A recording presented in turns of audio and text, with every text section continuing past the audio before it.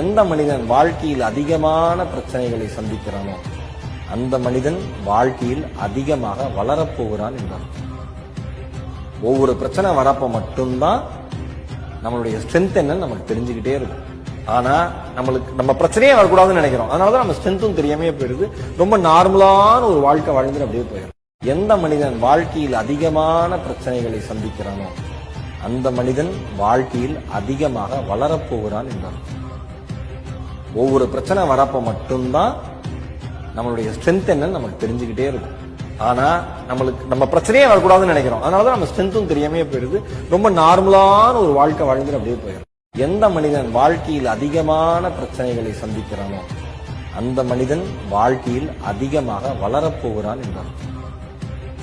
ஒவ்வொரு பிரச்சனை வரப்ப மட்டும்தான் நம்மளுடைய ஸ்ட்ரென்த் என்னன்னு நமக்கு தெரிஞ்சுக்கிட்டே இருக்கும்.